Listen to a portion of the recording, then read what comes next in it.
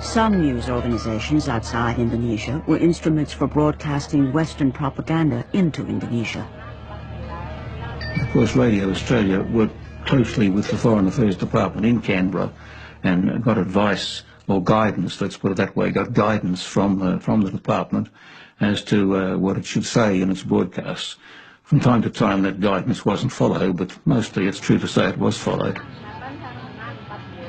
The BBC's reputation amongst listeners in Indonesia was high, and at a time when the Indonesian people would feel that they could not rely on their own media, they of course are going to be leaning on what they regard as reliable sources, BBC, Radio Australia and so forth. I think there's no question whatsoever that we were all manipulated. I think probably the manipulation was being orchestrated by Norman Redaway, but I've no doubt that he too was also a part of an organisation in which the Indonesians played their part, the Americans certainly played their part.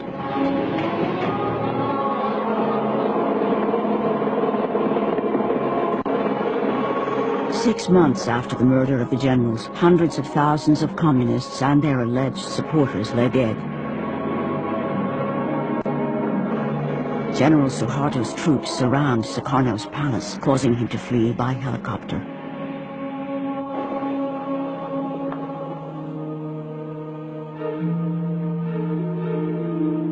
Later that day, President Sukarno is forced to sign a letter which hands the power of the presidency to General Suharto.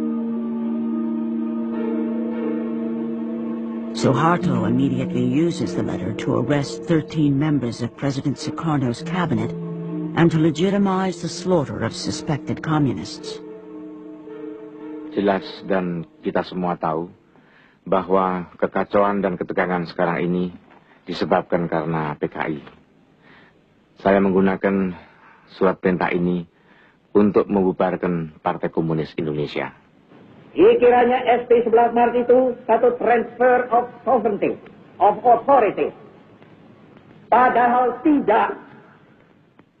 Despite President Sukarno's objections, General Suharto had effectively wrested control of the Indonesian state. His takeover was reported as a gentlemanly affair in the London Observer and welcomed in the New York Times, which hailed Suharto as a gleam of light in Asia. I welcomed the Suharto regime, and most of the journalists did. It was the first time order had been seen in Indonesia for about 10 years. The Economist in early to mid-1966 started peddling the US line that Indonesia was safer under a disciplined rule. That certainly was true, it was safer, but to deny the level of destruction and the human tragedy that had taken place seemed to me quite idiotic. The majority, I think, of the press was looking the other way. You know, there was no condemnation of it, I think. It was kind of tolerated and accepted. In fact, a kind of welcoming that Indonesia was joining the fold of the anti-communist movement. The Indonesian domino ultimately fell on the western side of the Cold War divide. Compared with getting bogged down in Vietnam, it was seen as a clear victory for anti-communism and for President Lyndon Johnson. Visiting Vietnam later in 1966, LBJ was to invoke Indonesia as a rallying point. He told U.S. troops that their exploits were the reason why people in Indonesia were enjoying freedom that they didn't previously have.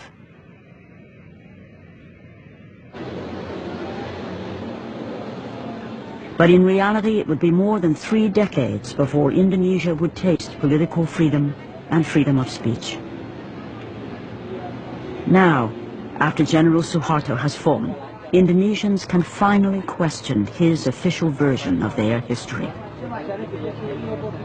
Like Professor Arif Budianto, the forensic pathologist who in 1965 was called to examine the bodies of the dead generals.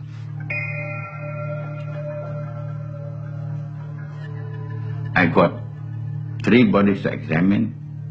Not a single one of the bodies do we find the penis slice or we had signs of torturing them. We don't find.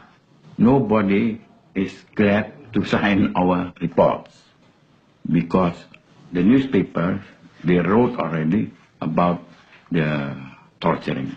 They said the penis too, they cut it off and then they throw it. They play with that. The Garwanis women. Professor Budianto's autopsy report was suppressed under the orders of General Suharto. Many Western journalists accepted the lurid story without question. Terror and bestiality was a calculated part of the PKI plan. They even had special mutilation squads made up of girls. Sex orgies went on before the torture ceremonies got underway. Eventually, the mutilated bodies were dumped down a well.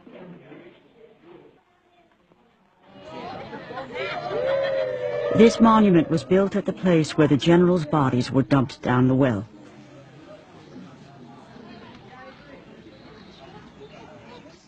This is what pains me most, to see the women here, because I spent several years together with women who had been tortured to confess that they had perpetrated sexual crimes against the bodies of these generals. And of course we know that that was not true. Their confessions were published in the newspapers.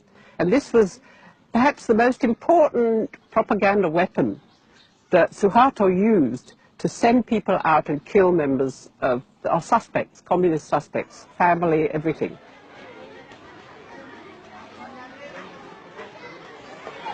Ini siya umur berapa? 10. 10 juga? Sekecil. Dan ini juga 10. 12. Kenapa dibawa ke sini? Jalan-jalan aja. Hah? Mau lihat pahlawan. Mau lihat sejarah. Oh. Tapi gurunya bilang ini betul apa yang dilihat sini? Betul. Tapi sebetulnya banyak bohong di sini. Banyak hal yang diuraikan di sini di diorama itu tidak benar. Karena saya dulu juga kenal dengan wanita-wanita yang dikatakan begini, tapi mereka tidak berbuat begini. Jadi ini banyak sekali bohong di sini. Gimana maksudnya bohong? Suharto itu berkuasa. Jadi dia membuat ceritanya sendiri apa yang terjadi di sini supaya orang benci sama PKI. Dulu kan suka itu putar 31 September. Iya. Itu filmnya itu benar apa enggak itu? Tidak benar. Ya. Banyak bohong. They say here these killings shouldn't be repeated. What happened after this was not 6 people being killed, but more than 600,000 people killed. And these are the people I'm thinking of now, because I think they deserve a monument for the way in which they were killed.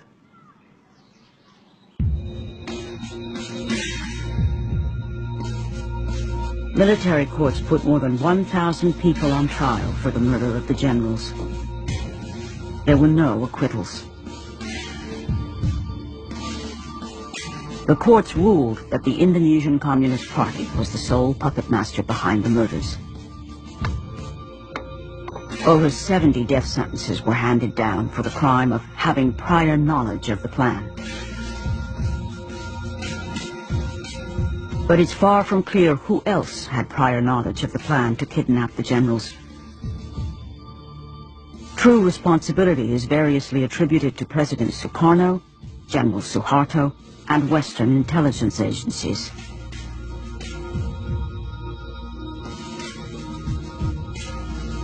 Sent to Singapore to take charge of Britain's propaganda war.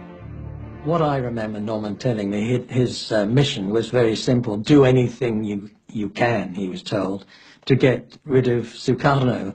And he was given a budget. It was a matter of hundreds of thousands of pounds.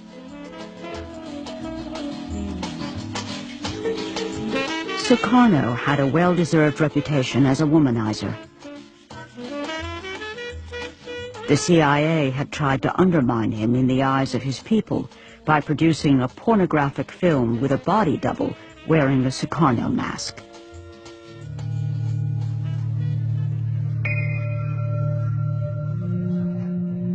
At least 6 assassination attempts were made on his life.